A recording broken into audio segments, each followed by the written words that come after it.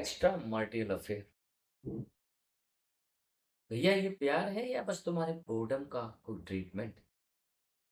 आज के टाइम पे एक्स्ट्रा मार्टियल अफेयर ना बिल्कुल आम बात हो गई है। पहले ये सिर्फ वेस्टर्न कल्चर में हुआ करता था, बट आज के टाइम पे इंडियन में लोग कहते हैं यार it's come on, it's okay. आज का ट्रेंड है। और ये भसड़ा शुरू कैसे होता है? एक्चुअली क्या है कि जब लोग शादी कर लेते हैं तो शादी के कुछ टाइम बाद तो बड़ा अच्छा लग रहा होता है, साल में 1 साल 6 महीने तक। उसके बाद जब शादी का रूटीन शुरू होता है ना तो जिम्मेदारियां सिर पे आना शुरू। और कई लोगों की कंप्लेन होती है हमारे रिलेशन में ना, स्पार्क खत्म हो गया, स्पार्क। ये स्पार्क खत्म नहीं होता यार, तुम्हारे एफर्ट कम हो जाते। क्योंकि जब शादी में जिम्मेदारियां सिर पे पड़ती हैं तो कुछ साल बाद ना लोग एक दूसरे को अटेंशन देना कम कर देते हैं, दिखावा करना कम कर देते हैं कि वो तुमसे प्यार करते हैं। वो एक्चुअल में प्यार करते हैं, बट दिखावा थोड़ा सा कम हो जाता है। क्योंकि ज़िम्मेदारियाँ इतनी बड़ी होती हैं कि शायद एक-दूसरे को वक़्त देने के लिए भी वक़्त नहीं मिलता। लोग उन्हीं ज़िम्मेदारियों में उलझे रहते हैं और इस चक्कर में लोगों को लगता है स्पार्क खत्म हो गया, और उसी बीच में अचानक से क्या होता है कि लोग ऑफ़िस जाते हैं, वहाँ पर हँसी-मज़ाक, सीक्रेट चैट्स, हिडन कॉल्स, इन सब में इन्वॉल्व हो जाते हैं। क्योंकि जो दूसरा बंदा है ना, वो तुम्हें देख के बोल रहा होता है, "यार, you are looking so sexy." लड़की बोल रही थी, "sir, you are looking so hot." या कलीग्स हैं साथ में कोई भी। तो लोगों को ये लगता है यार ये मेरे को कितना अच्छे से समझती है या समझता है ना? क्योंकि वहाँ पे आप अपने आप को वैलिडेट कराना चाहते हो। भाई वो तुम्हें समझ नहीं रहा होता क्योंकि उसको तुम्हारा सिर्फ़ एक ही एंगल दिखाई पड़ रहा है, जिसमें तुम खुश दिखाई पड़ रहे हो। उसको ना तुम्हारे पेइंग बिल्स दिखाई पड़ रहे हैं, ना उसको तुम्हारी ईएमआई दिखाई पड़ रही है, ना उसे तुम्हारी ज़िम्मेदारियाँ दिखाई पड़ रही हैं। उससे सिर्फ़ क्या दिखाई पड़ रहा है, बाहरी चीज़ें, गिनी-चुनी चीज़ें, जिसके चक्कर में उसे तुम बड़े स्मार्ट या सेक्सी लग रहे हो। क्योंकि जब उसको भी वही सारी चीज़ें दिखाई देने लगे ना, जो तुम्हारे पति या तुम्हारी बीवी को दिखाई पड़ रहे हैं, तो उससे भी तुम सेक्सी लगना बंद कर जाओ। और ज़्यादातर लोगों के लिए क्या होता है कि चलो यार ये एक एक्साइटमेंट है, चलो एक रिस्क लेके देखते हैं। भाई मेरी जान, ये रिस्क नहीं है, ये डिस्ट्रक्शन है, ये एक ऐसी बर्बादी का आगाज़ है जो तुम्हें आज तो 5 मिनट की खुशी देने वाला है। कहते हैं ना चोरी-चोरी कोई काम करो तो बड़ा मज़ा आता है, लेकिन इस मज़ा का सज़ा पूरी ज़िंदगी कभी-कभी भुगतना पड़ता है।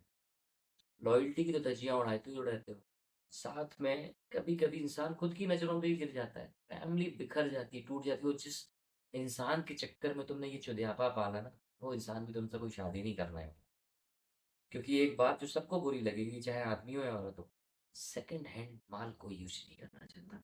उसकी वैल्यू हमेशा गिर, क्योंकि जहाँ तुम एक ही छत के नीचे रहना शुरू करते हो ना, तब सेम प्रॉब्लम एक्स्ट्रा मैरिटल वाली बंदी या बंदे के साथ भी आएँगी, जो तुम्हारे हस्बैंड या वाइफ के साथ आ रही है। क्योंकि जब तक तुम 24 घंटे नहीं हो सिर्फ़ फ़ोन पे बात कर रहे हो, चैटिंग कर रहे हो, तो सिर्फ़ तुम्हारा अच्छा साइड उसको दिखाई पड़ा।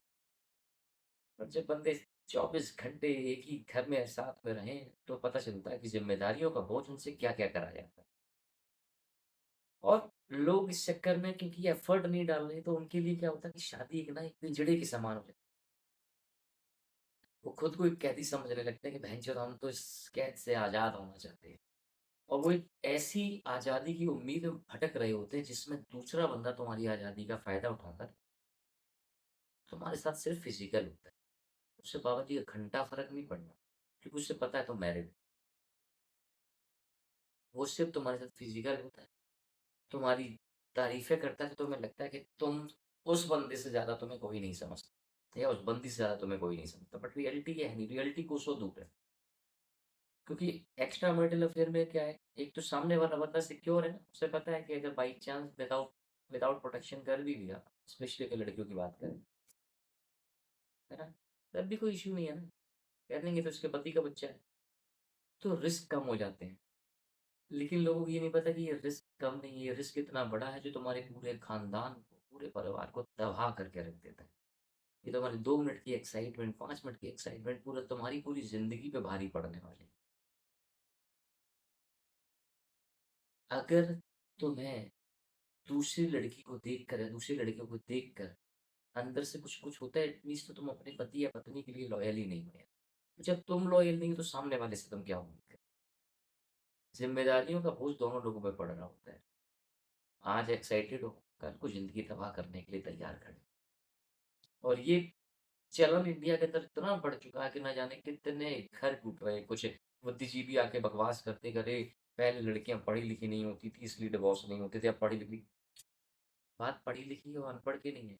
बात ये है कि तुमने अपने आप को दूसरे की अटेंशन के लिए बेच दिया।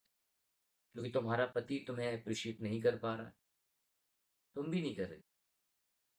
तो तुम लोगों ने अपने आप को 2 मिनट की अटेंशन पाने के लिए अपने खुद की ज़मीर का सेल लगा दी, बेच दिया तुमने अपना ज़मीर जो है ना गिरवी रख दी।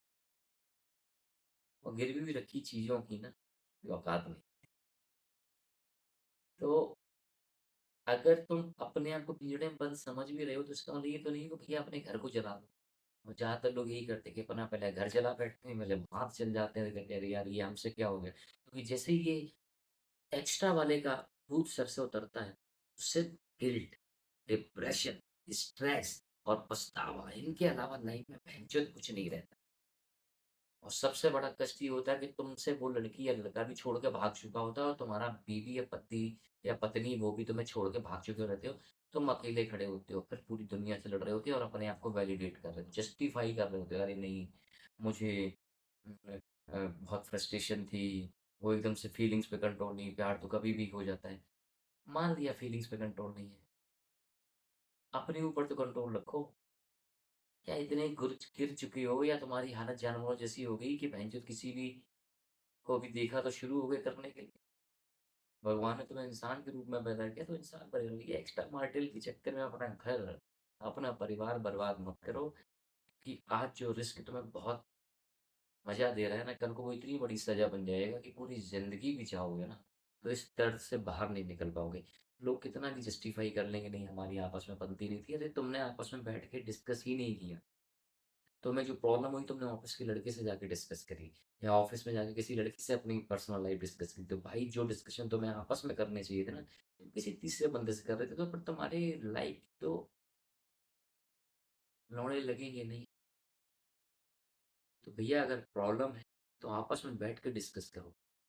आज भी प्यार जिंदा ही है लोगों में, बस वो आपस में डिस्कस नहीं करते। तो शायद कोई ना कोई गलतफहमी ऐसी होती है जिसकी वजह से उन्हें लगता है कि आपस में प्यार नहीं रहा। यार तो मेरी जान आज भी है। बस अपने आप को और अपने कैरेक्टर को बचा के चलो। क्योंकि घर बचा रहेगा ना, तो अपने प्यार को फिर से पा सकते हो। तो पूरी ज़िंदगी गालियाँ खाते रहो, तकलीफ में जीते रहो। Choice is yours. अगर इस बात से सहमत हो, मेरी वीडियो को लाइक शेयर करना ना भूलो, चैनल को सब्सक्राइब जरूर करिए। क्योंकि यहाँ सिर्फ कोई बकचोदी वाली मोटिवेशन नहीं, यहाँ रियलिटी चेक दिया जाता है। जय